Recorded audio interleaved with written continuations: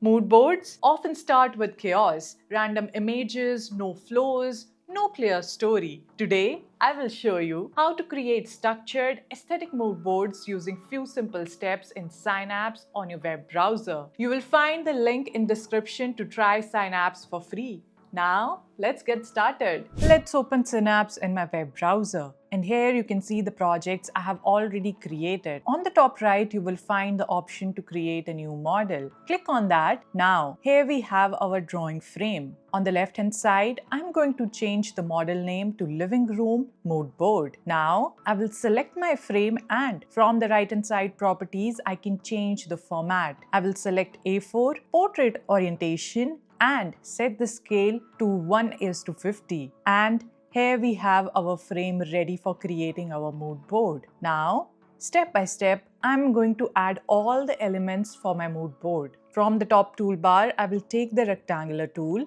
and create a rectangle like this. Then, I will go to the right hand side properties, open fill, textures, and from the drop down, you will find so many textures. I'm going to select a wooden flooring. I like this one. And now you can adjust its scale, orientation, and opacity as well. So I will keep the scale at 50 and here we have it. Now I'm going to place it here for now. Later I'll work on the composition, but first I am just adding all the elements that I want in my mood board. Then I'm going to remove the stroke. And here you can see in frame 1, I have my rectangular layer. Now, to create a shadow, I will simply press Ctrl C and Ctrl V. Make a copy and place it like this. Then, from the Properties panel, I will go to Fill, Solid Color, Black, and reduce the opacity. I'm going to keep it at 20%. Then I will remove the stroke and drag my main rectangle on the top like this. So now you can see I have a shadow for my flooring material. Isn't it so easy? Now again, I will take the rectangular tool and the shortcut is R and create another rectangle. For the walls, I want some plaster texture. So I will go to the textures and here we have it, concrete plaster, which is perfect. You can scale it, remove the stroke.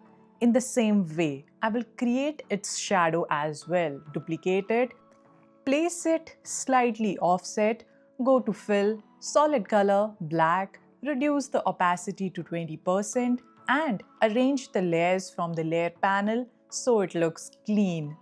Now, from the top toolbar, I will take the circle tool and create a circle like this. Now, I want to add furniture material. So I will go to textures, but since I don't have the exact one I will go to images, upload. You can download any texture you like online and save it to your files. I'm going to select this cherry wood, click upload, and whenever you import an image, it gets saved in Synaps so you can reuse it later. Now I will scale it, remove the stroke, and here we have the texture.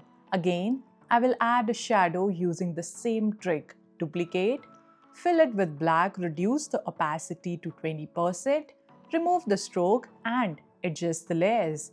Right now, it looks a bit messy, but trust the process. Later, I will arrange everything properly. First, I just want to add all the elements I need in my mood board. Now, from the left hand side, you will find furniture blocks, backgrounds and cutout inside Synaps, which is a big plus. So I'm going to use them. I will add a floor lamp with a sofa and place it here. I am keeping the theme of my living room very earthy and this fits perfectly. Now, I want to add some greenery, so I will place a plant as well. We also have two-seater sofa. You can switch it if you want, but I am going with this one because it works well as a reference. And to add character to my mood board, I am placing a human figure. Now, I will go to the layers panel and arrange everything. For example, I want the human on top, so I will drag that layer above the others. Now, let's start arranging the composition. I will select both the flooring and its shadow and place them nicely in the layout. You can adjust the size, scale it up or down, and move it according to your composition. Hold Ctrl to select multiple layers and adjust them together. I will scale this down slightly and it looks better. Now I will select the circle and its shadow, hold Ctrl and place them where I want and adjust the scale too. And here we have it. Now I feel the shadows are a bit strong, so I will select only the shadow layer and scale them down to make them more minimal. I don't want them to overpower the mood board. You can see once I reduce them, everything looks much cleaner and more aesthetic. Now it's time to add a color palette. I found this earthy color palette online and I want to suggest it to my client. So I will go to the top toolbar, select Upload Media and add that image. Here you can see the palette I like. I will scale it down and place it on my mood board. Now I will take the rectangle tool and create a small rectangle on the right side. Then I will go to Fill, Color Picker and pick the green color from the palette. Isn't that quick? You don't have to enter the hex code, just pick and apply. Now I will duplicate it using Ctrl+C, Ctrl+V and make about 5 copies. Then I will select each one, go to Fill, use the picker and pick different colors from the palette like rust and brown. Make sure to remove the stroke.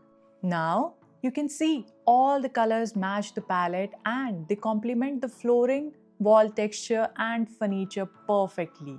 Now I will arrange everything nicely so the proportions and composition look clean. I will scale, align and adjust all the elements. Now I will select the color palette blocks and align them at the bottom. Everything is aligned and even the human legs popping out add a nice character to the mood board. Now I will go to the top toolbar, select the text tool, create a text box and write mood board. From the right hand side properties, I can change the text height around 36 points. You can choose any font you like, adjust the weight and change the color. I will go with a green tone using the picker tool. Then I will align the text nicely.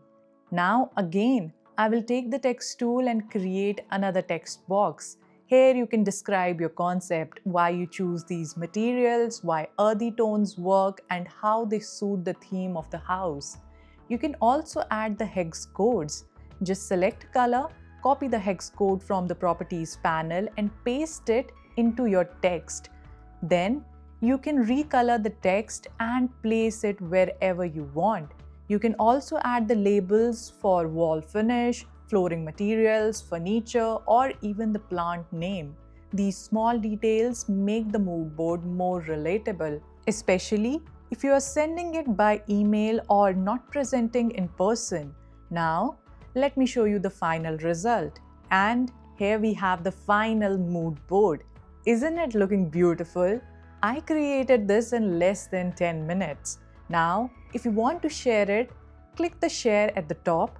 You can add email of your colleague, partner or client and invite them as a viewer or editor. And you can also export it as an SVJ file. And that's how you create clean professional mood boards in Synaps. And you will find the link in description to explore more Synaps tutorial on architecture, drafting and rendering. I am Kritika and I will see you in the next one.